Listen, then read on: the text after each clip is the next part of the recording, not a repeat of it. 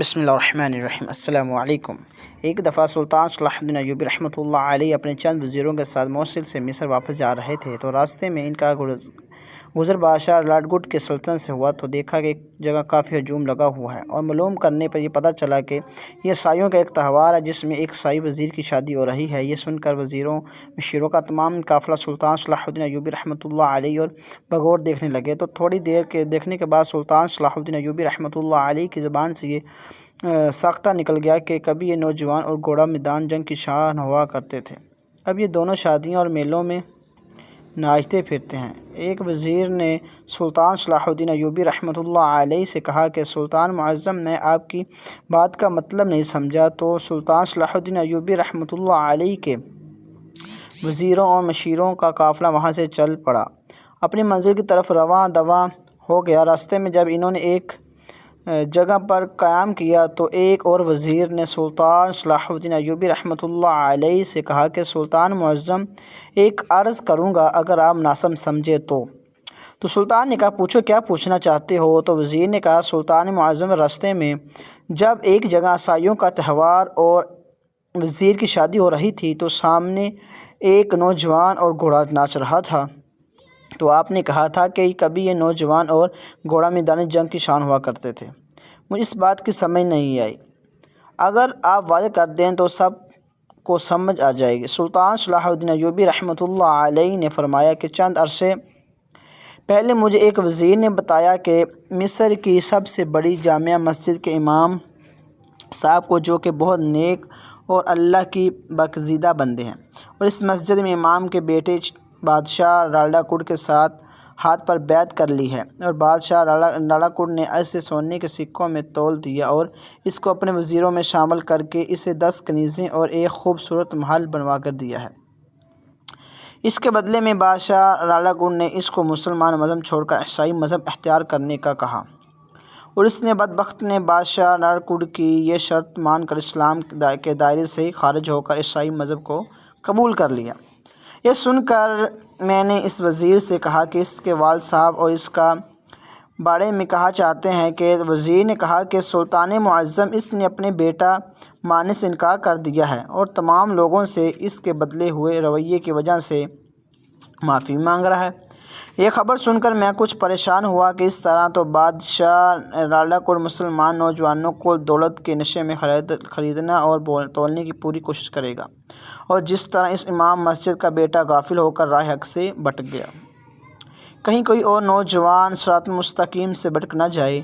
چونکہ اس وقت بادشاہ لاڈگڈ اور مسلمانوں کے درمیان جنگ نہ کرنے کا معاہدہ ہو چکا تھا، اور تمام وزیر یہ سن کر پریشان بھی تھے اور سوچ گما میں رہے تھے کہ اب سلطان یہ کیا کرے گا۔ پھر میں نے جب وزیروں کے چہرے کے تاثرات پڑھے تو میں نے تمام وزیروں کے سامنے کہا کہ اگر اسلام میں ہمارے پیارے نبی صلی اللہ علیہ وسلم نے معاہدہ اور وعدے کی پاسداری کرنے کا حکم جاری نہ کیا ہوتا تو آج میں بادشاہ لاڈگڈ کی صفت ہستی سے مٹا دیتا۔ پھر میں نے بادشاہ لاڈگڈ کو خط لکھا کہ تم مسلمان نوجوانوں کو گمراہ کرنے کی کوشش کر رہے ہو، یہ تم بھی بخوبی جانتے ہو کہ تم غلط کر رہے ہو، اور تم دولت کے نشے میں خود تو اندھے ہو چکے ہو، لیکن بعض ایسے بدبخت مسلمان نوجوان بھی ہیں جو تمہیں دیکھ کر تمہارے جیسی زندگی گزارنا چاہتے ہیں، لیکن وہ دنیا اور آخرت کے ثواب سے لا علم ہیں۔ بہتری اسی میں ہے کہ تم باز آ جاؤ۔ اگر دوبارہ میں نے اس طرح کی کوئی خبر سن لی تو میں یہ بھول جاؤں گا کہ ہمارے درمیان کسی قسم کا کوئی معاہدہ ہوا ہے۔ جب ایک کشتن یہ خط لے کر بادشاہ لاڈگڈ کے پاس گیا تو بادشاہ لاڈگڈ سمجھے کہ یہ یقیناً سلطان صلاح الدین ایوبی رحمۃ اللہ علیہ کا غصہ بڑا خط ہے۔ بادشاہ لاڈگڈ نے جب یہ خط پڑھا تو اس کے چہرے پر پریشانی واضح ہو رہی تھی کہ سلطان صلاح الدین ایوبی رحمۃ اللہ علیہ خط کے جواب میں بادشاہ لاڈگڈ اپنے خط صلاح الدین ایوبی رحمۃ اللہ علیہ کے طرف بھیجا۔ جب وہ خط میں پڑھا جس پہ بادشاہ لاڈگڈ نے لکھا ہوا تھا کہ میں نے کسی مسلمان نوجوان، بوڑھا یا بچے گمراہ کرنے کی کوشش نہیں کی، سلطان معظم، یہ تو مسلمانوں کی انتہا درجے کی غربت ہے جس نے مسلمان نوجوانوں کو ہمارے مذہب اختیار کرنے کی طرف رغبت دی، اور دولت تمہیں ہمارے خداوند نے دی ہے۔ سلطان معظم، اگر کوئی نوجوان گمراہ ہو رہا ہے یا بھٹک رہا ہے، عیسائی مذہب اختیار کر رہا ہے، تو اس میں میرا کوئی دوش نہیں، کیونکہ کسی کے مسلمان کو اپنے مذہب میں شامل کروں۔ البتہ اگر کوئی میرے دروازے پر آ کر کہے مسلمان مذہب کو چھوڑ چکا ہوں اور میں عیسائی مذہب اختیار کرنا چاہتا ہوں، تو میں ان کو خوش آمدید ہی کہوں گا، کیونکہ خدا کی بندی کریم اپنے میرے پاس بھیج کر میں نے اپنے آپ اس عظیم مذہب میں شامل کر سکوں۔ اور اس وقت سلطان صلاح الدین ایوبی رحمۃ اللہ علیہ نے فرمایا کہ یہ خط پڑھ کر سمجھ گیا کہ بادشاہ اپنے اچھے سینٹروں سے بازارنہ حوالہ نہیں، چونکہ بجائے اپنی غلطی کو ماننے کے اس نے سارا مدعا مسلمان نوجوان پر ڈال دیا تھا۔ اور آج جب ہم لوگ وہاں سے گزرے جہاں پر عیسائیوں کا تہوار اور شادی ہو رہی تھی، تو میرے ساتھ ساتھ آپ لوگوں نے بھی ایک نوجوان اور گھوڑے کو ناچتے ہوئے دیکھا۔ یہ وہی بدبخت امام مسجد کا بیٹا ہے جو ایک وقت میدان جنگ کی شان ہوا کرتا تھا، کیونکہ میں نے اپنی آنکھوں سے میدان جنگ میں شیروں کی طرح لڑتے ہوئے دیکھا ہے۔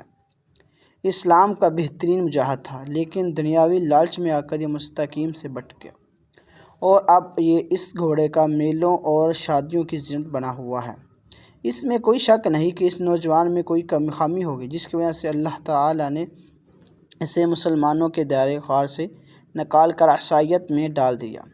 اور آج مجھے یقین ہو گیا کہ اللہ تعالیٰ نے اس کے ساتھ جو معاملہ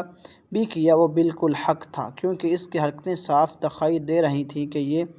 میدان کی شان مسلمانوں کی آن اور راہ حق کا مجاہد ہونے کے بجائے ناچ گانے میں زیادہ دلچسپی رکھتا ہوگا۔ سلطان صلاح الدین ایوبی رحمۃ اللہ علیہ کی یہ بات سن کر تمام وزیر بڑے حیران ہوئے، اونچی آوازوں میں اللہ تعالیٰ سے دعا مارنے لگے کہ یا اللہ،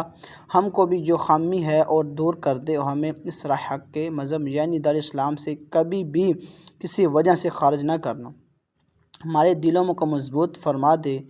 لالچی دنیاوی دولت عیش و عشرت میں ہمیں کہیں غافل نہ کر دے، ہماری مدد فرما، بے شک تو ہی مدد فرمانے والا ہے، ہم راہ حق پر ہمیشہ قائم دائم رہنا ہے، یہاں تک کہ ہماری جان اس سفر میں جائے۔ بلکہ طریق نے دیکھ کر چند ہی عرصے کے بعد صلاح الدین ایوبی رحمۃ اللہ علیہ اور بادشاہ نیلاکوٹ کے درمیان جنگ ہوئی، تو اللہ تعالیٰ کے فضل و کرم سے سلطان نے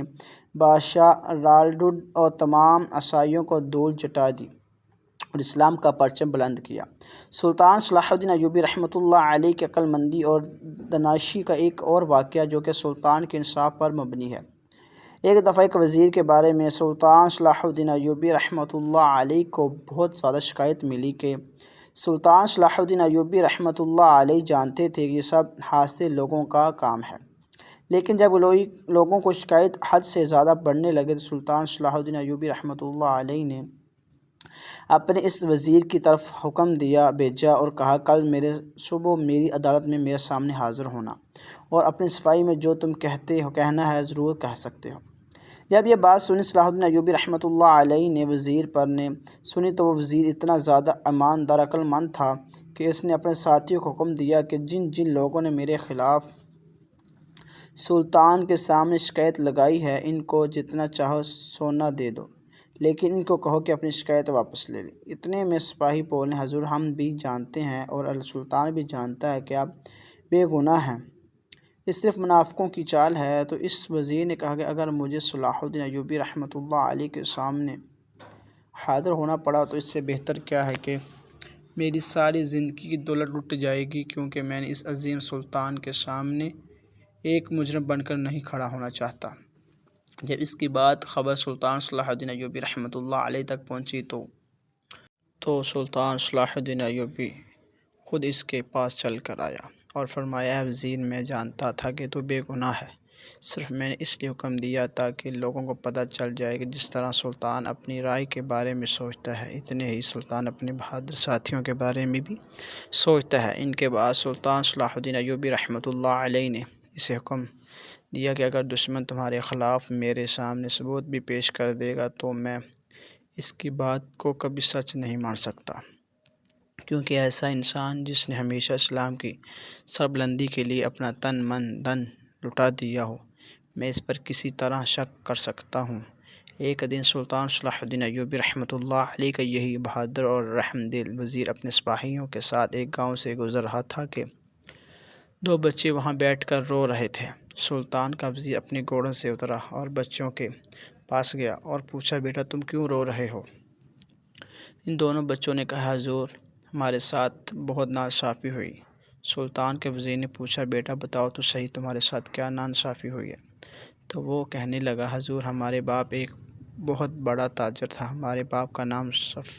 سفیان تھا۔ ہمارا ماں ہماری بچپن ہی میں وفات پا گئی تھی،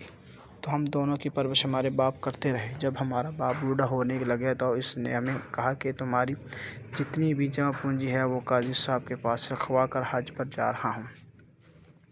جب تم سمجھدار ہو جانا تو جا کر اس سے لے لینا، اور اگر میں واپس آ گیا تو اپنی امانت اس قاضی سے واپس لے لوں گا۔ پھر سلطان کے وزیر نے پوچھا کہ یہ قاضی صاحب نے تمہارے باپ کی امانت واپس نہیں لوٹائی؟ تو ان دونوں میں سے بڑا بھائی کہنے لگا، حضور ہمیں سکون کی ضرورت ہوتی تو ہم قاضی صاحب کے پاس گئے اور کہا ہمارے بابا نے جو آپ کے پاس امانت رکھوائی تھی وہ ہمیں واپس کر دیں۔ تو قاضی صاحب نے ہمیں صرف 100 کے سکے نکال کر دیے اور کہا یہ لے جاؤ، جبکہ ہمارے باپ کی جمع پونجی تو 1000 سونے کے سکے تھی۔ سلطان صلاح الدین ایوبی رحمۃ اللہ علیہ کا وزیر بڑا حیران ہوا اور ان بچوں سے پوچھا کہ تمہارے باپ نے قاضی صاحب کو کیا زبان دی تھی؟ تو بڑا بھائی نے کہا کہ میرے باپ نے قاضی صاحب کو کہا تھا کہ جو تمہارے دل کرے میرے بچے کو وہ رقم دے دینا اور باقی اپنے پاس رکھ لینا۔ جب سلطان کے وزیر نے ان بچوں کے باپ یعنی ان کا تاجر نام سنا تو دل میں سوچنے لگا کہ وہ تاجر تو بڑا ہی عقل مند اور دانائی تھا۔ بڑے تاجر ان سے کاروباری سلسلے میں مشورہ لیتے تھے۔ آخر اس تاجر نے اپنی اتنی بے وقوفی کیسے کی کہ ایک بے ایمان قاضی کے ہاتھ میں اتنی بڑی دولت دے کر چلا گیا اور اس کو یہ کہہ دیا کہ جو تمہارے دل کرے وہ دونوں بچوں کو دے دینا اور باقی واپس رکھ لینا۔ اس کے بیٹے نے کہا کہ ہم بھی اس بات کی وجہ معلوم نہیں۔ تو سلطان کا وزیر ان دونوں بچوں کو لے کر قاضی صاحب کے پاس گیا تو قاضی صاحب اس وقت اپنے خیمے میں موجود آرام فرما رہے تھے۔ جب قاضی صاحب نے سلطان کے وزیر کی آمد کی خبر سنی تو وزیر کے استقبال کے لیے باہر آیا اور قاضی صاحب وزیر کو ان دونوں بچوں کے ساتھ اپنے خیمے میں لے گیا۔ قاضی صاحب نے وزیر کو خیمے میں بٹھایا، ٹھنڈا مشروب پیش کیا۔ ٹھنڈے مشروب پینے سے پہلے سلطان کے وزیر سے کہا، میں ایسے گھر سے ایک قونڈ پانی کا پی نہیں سکتا جو یتیم اور مسکین بچوں کا رزق کھا گیا۔ قاضی صاحب نے کہنے لگا، آپ ہماری ریاست کے وزیر ہیں، آپ سلطان کے بہت وفادار اور بہادر وزیر ہیں، لیکن آپ ان کے منہ سے ایسے الفاظ اچھے نہیں لگتے۔ تو اتنے میں سلطان کا وزیر غصے میں آ گیا اور بولا، صوفی سفیان تاجر نے تمہارے پاس اپنی امانت رکھوائی تھی اور کہا تھا کہ اگر میں واپس آ گیا تو میں وہ امانت خود تمہارے ہاتھوں سے واپس لے لوں گا، اگر میں واپس نہ آیا تو تم میرے بچوں کو دے دینا۔ تو اتنے میں قاضی صاحب بولا، ہاں لیکن اس کے باپ نے یہ بھی کہا تھا کہ جو قاضی صاحب ان کا دل کرے وہ میرے بچوں کو دے دینا، باقی اپنے پاس رکھ لینا۔ اس لیے میرے دل نے چاہا کہ میں 900 سونے کے سکے اپنے پاس رکھوں اور 100 سکے میں ان کو دے دوں۔ وزیر بھی بڑا حیران اور پریشان ہو گیا کہ قاضی صاحب اپنے وعدے کے مطابق تو صحیح چل رہے ہیں، لیکن وزیر یہ سمجھ چکا تھا کہ قاضی صاحب بے ایمان ہو گیا ہے۔ جب وزیر نے ساری صورتحال دیکھی تو ان دونوں بچوں کو اپنے گھوڑے پر بٹھایا اور سلطان صلاح الدین ایوبی رحمۃ اللہ علیہ کی عدالت میں لے گیا اور سلطان کو شروع سے لے کر آخر تک ساری صورتحال سے آگاہ کیا۔ تو سلطان صلاح الدین ایوبی رحمۃ اللہ علیہ نے اس وقت حکومت کے قاضی صاحب کو بلا کر میری عدالت میں پیش کرو۔ سلطان کے حکم پر اگلی صبح قاضی صاحب عدالت میں پیش ہو گئے۔ تمام لوگ یہی کہہ رہے تھے کہ قاضی صاحب نے اپنے وعدے کے مطابق ان بچوں کو ان کی رقم لوٹا دی ہے، لہٰذا پھر بھی قاضی صاحب کو عدالت میں گھسیٹا جا رہا ہے۔ سلطان صلاح الدین ایوبی رحمۃ اللہ علیہ نے قاضی صاحب کو کہا، جو اس تاجر نے تمہیں بات کہی ہے ان کے تمام درباروں کے سامنے دہراؤ۔ تو قاضی صاحب کہنے لگے، سلطان معظم، جب صوفی سلطان تاجر حج پر جانے لگا تو اس نے مجھ پر 1000 سونے کے سکوں سے بھری ہوئی تھیلی دی اور کہا کہ اگر میں واپس آ گیا تو میں امانت خود تم سے لے لوں گا۔ اگر واپس نہ آیا تو تم جو تمہارے دل کرے تم میرے بچوں کو دے دینا اور باقی کی رقم اپنے پاس رکھ لینا۔ پہلی شرط تو ختم ہو گئی کیونکہ راستے میں یہی اس تاجر کی موت ہو گئی، جبکہ دوسری شرط تھی کہ مطابق میرا دل کیا کہ 900 سکے میں سے اپنے پاس رکھ لوں اور باقی میں ان دو بھائیوں کو دے دوں۔ سلطان صلاح الدین ایوبی رحمۃ اللہ علیہ اس وقت مسکرانے لگے اور کہا کہ میں نے جب اس تاجر کا نام سنا مجھے اس وقت پتہ چل گیا کہ وہ تاجر بہت ہی ایماندار اور عقل مند تھا۔ وہ دور اندیش تھا، لہٰذا وہ تمہیں بیوقوف بنا گیا۔ اسے پتہ تھا کہ تم وقت آنے پر بے ایمانی کرو گے، لہٰذا اس نے تمہیں کہا تھا کہ جو تمہارا دل کرے وہ رقم تم میرے بچوں کو دے دینا اور باقی خود اپنے پاس رکھ لینا۔ تم نے کہا کہ میرا دل کہا کہ میں 900 سونے کے سکے اپنے پاس رکھ لوں اور 100 سونے کے سکے بچوں کو دے دوں، لہٰذا وعدے کے مطابق جو تمہارے دل نے چاہا، یعنی کہ 900 سونے کے سکے تاجر کے بیٹوں کے حق میں جاتے ہیں، کیونکہ تمہارے دل نے کہا کہ 900 سونوں کے سکے میں اپنے پاس رکھ لوں گا، لہٰذا